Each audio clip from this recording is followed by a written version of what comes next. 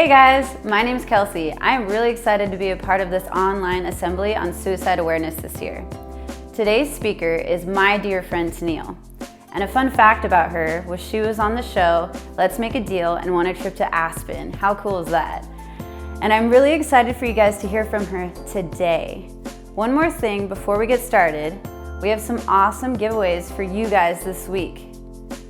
Each day, you guys have a chance to win gift cards to Starbucks and a cool Only 7 Seconds t-shirt like this one.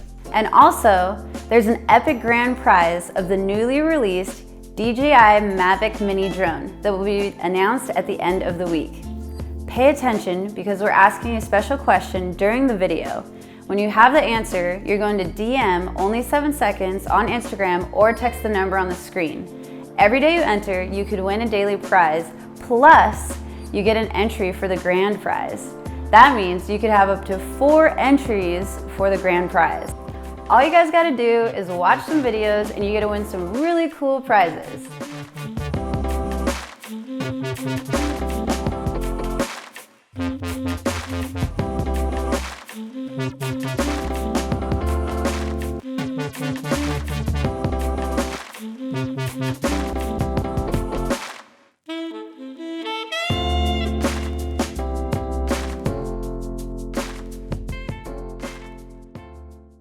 Hey, I'm Tenielle Shenae. I'm a self-worth advocate and public speaker, and I am so excited about this week, and I'm honored to get to share with you.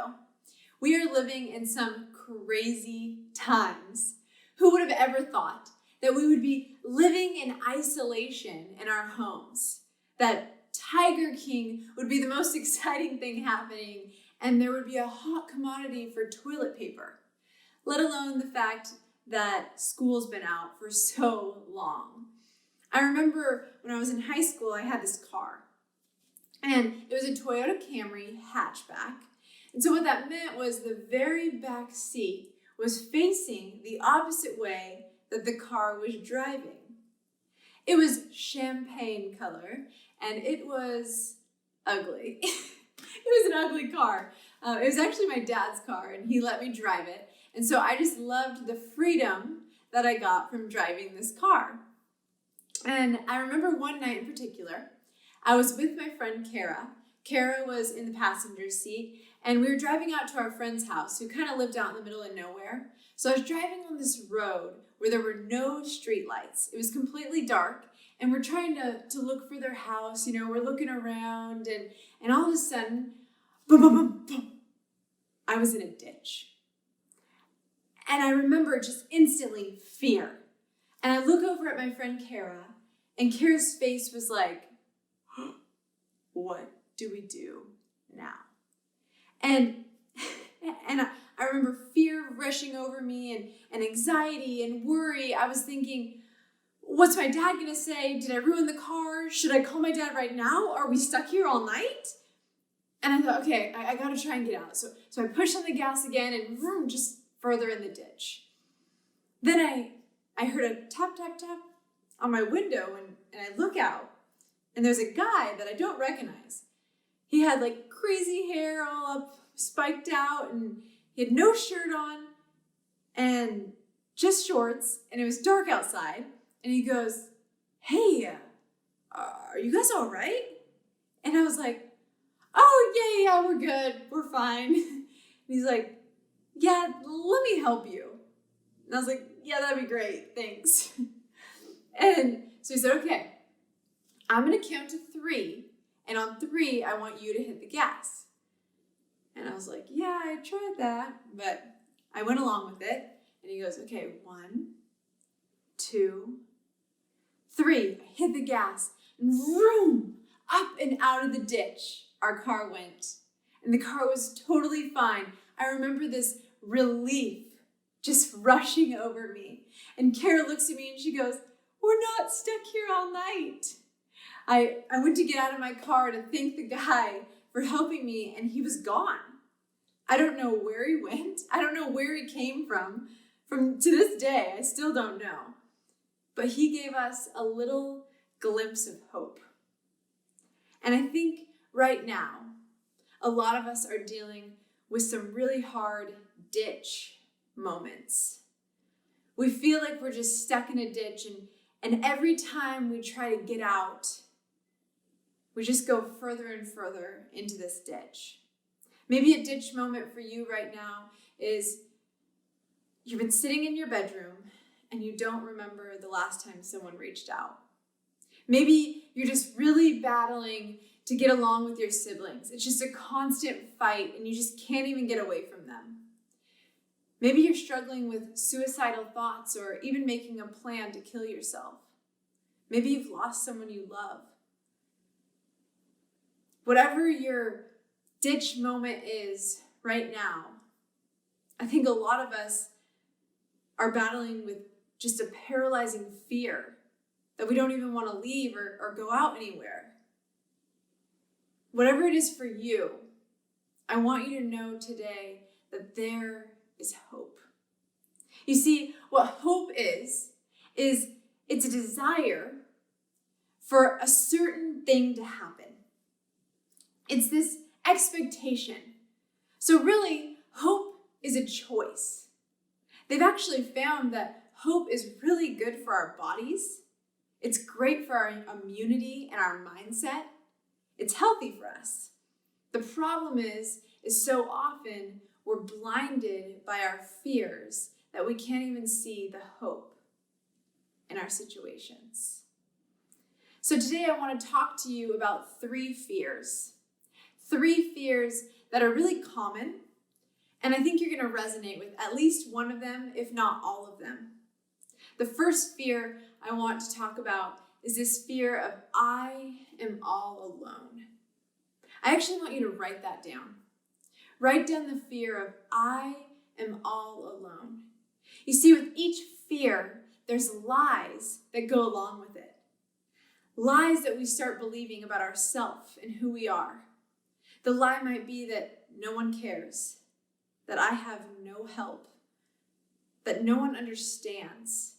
So many of us, when we're in painful situations, we just put a smile on our face and we pretend like everything's okay because we don't want other people to know the hurt and pain we're going through.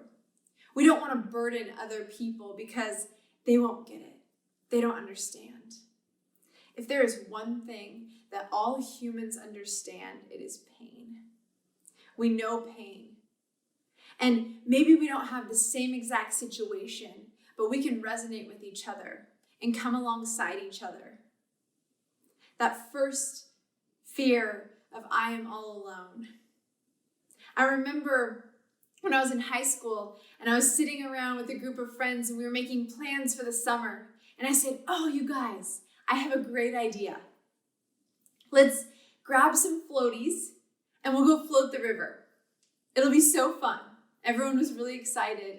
The next day I had to go to work, and so I went into work, and toward the end of my shift, some of my friends came into my work.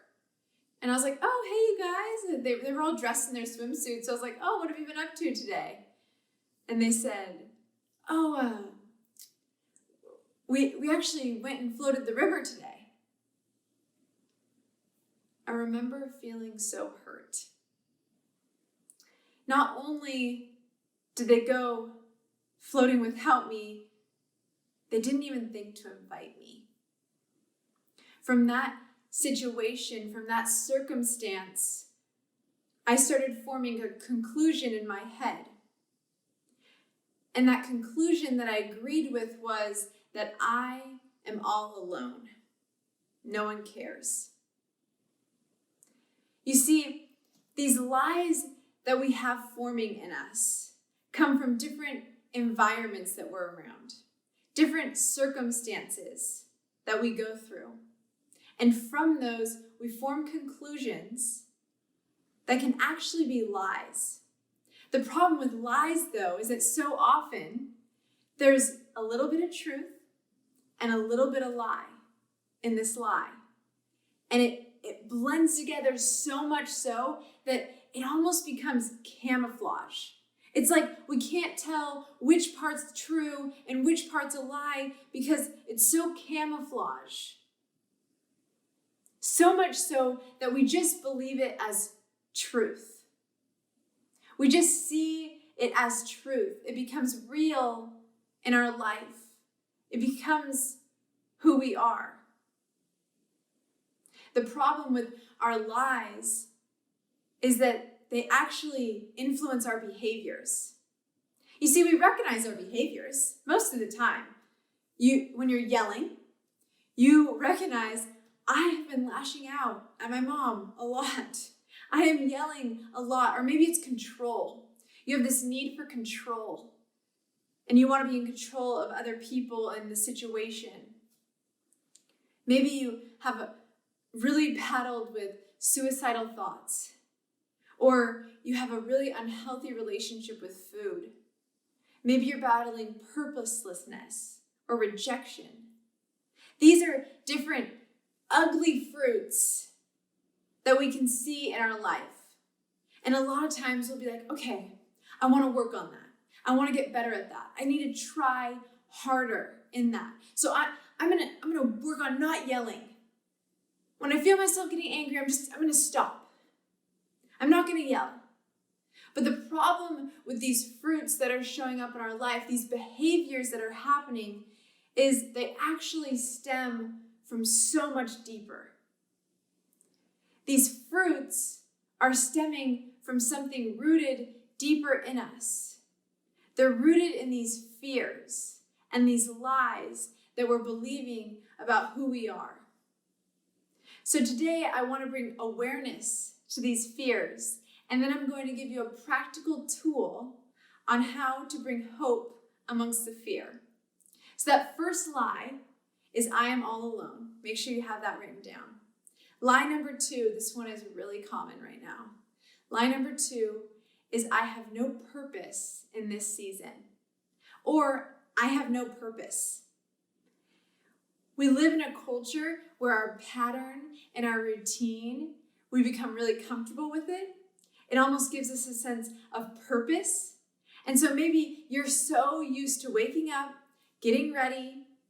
Maybe you watch a Netflix show, you head to school. After school, you'll go grab a snack or you go to practice, go hang out with friends. You're so used to this pattern. And now you're waking up and you have nothing to do.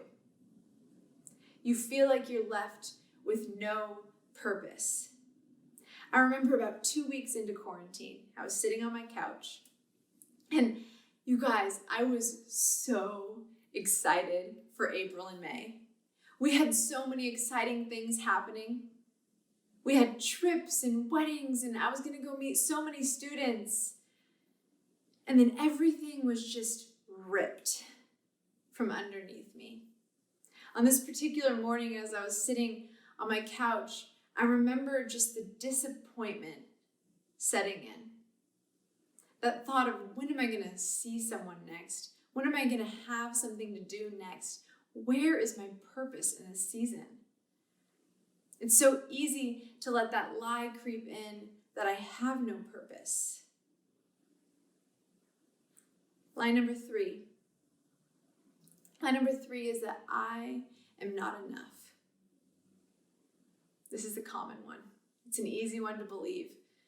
I am not enough, which really stems from the lie that you're not fully loved.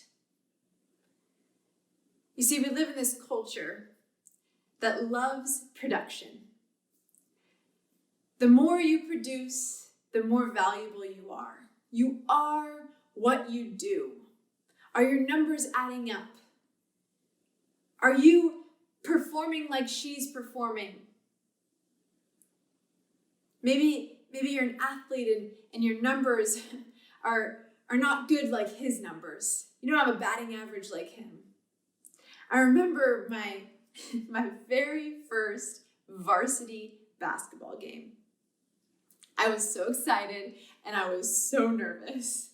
And I got out on the court and my teammate passed me the ball and I went up for a shot and it was at the wrong basket. I shot at the wrong basket in my first varsity basketball game. This is like, sure, something maybe people do when they're 6 years old. I had played basketball for years and I had never done this. And then in my very first varsity game, I shot at the wrong basket. It was so embarrassing. And in that moment, I had a choice. I could sit there and think, I am not enough. I don't deserve to be on this team. I am never going to be a good ball player like she is.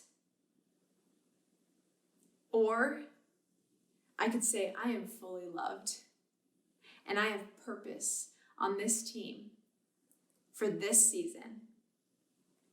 And when I choose to step into that belief, it changed everything for the season. At the end of the year, it turns out that my missed shot was actually a lot of people's favorite memory. A really embarrassing moment turned into a pretty funny story. But we get to choose. The first thing we have to do is become aware of our fears. I told you that a lot of times lies are camouflage. So first we have to look at these fears and see which one do you resonate with the most. You might not notice it at first.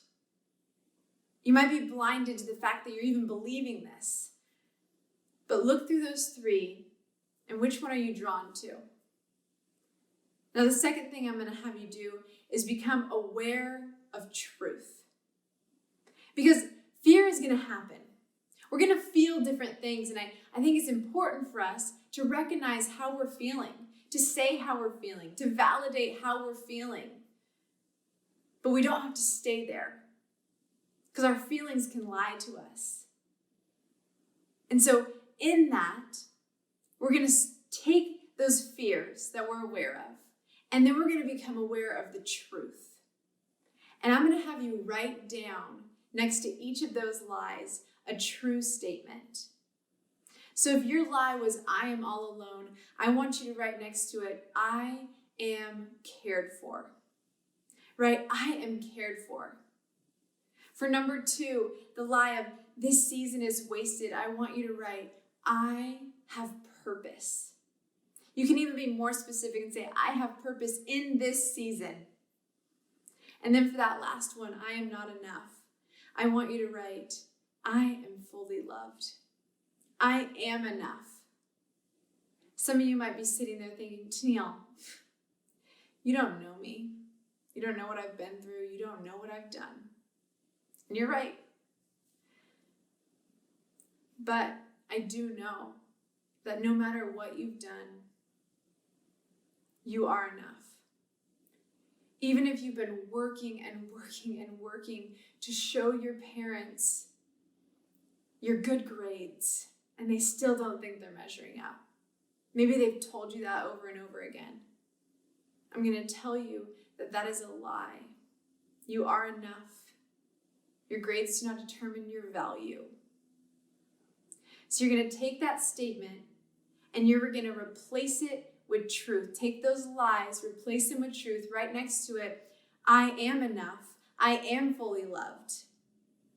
And then we're not just going to stop there. We're actually going to say these words out loud. I know this sounds weird. I actually go in front of my mirror and I say, Tenielle, you have a purpose. Tenielle, you are important. I say that. It's weird. But the speech center in our brain, neurosurgeons have found this. The speech center in your brain goes out to every nerve in your body. So that when you say a word, your whole body can literally feel that word. You can feel the power of those words. The problem is that we've created all these toxic thoughts, so much so that our brain instantly goes to the toxicity. So we have to renew this brain. And the thing about truth is fear is going to come. Fear is going to come. But truth changes things. Truth will trump fear every time. So when we're working on our words and our toxic thoughts, yes, it takes 21 days to form a thought, but it takes 66 days to make it a habit. So this is going to be hard work. It's going to take dedication, but it will pay off because we can renew our mind in this way. Our minds are so powerful, and the words we speak are so important. You guys have these resources. So when you are in those ditch moments, you can hold to these resources. Your resources are hope, joy, and love, and they are available to you. You just have to choose them. So I encourage you today to take your fears, take your lies, replace them with truth. Continually do this. Hold to your resource of hope, knowing that you have an expectation for what is going to change. You have an expectation for a certain thing that's going to happen. Hold to that resource and see the power of how it changes your life.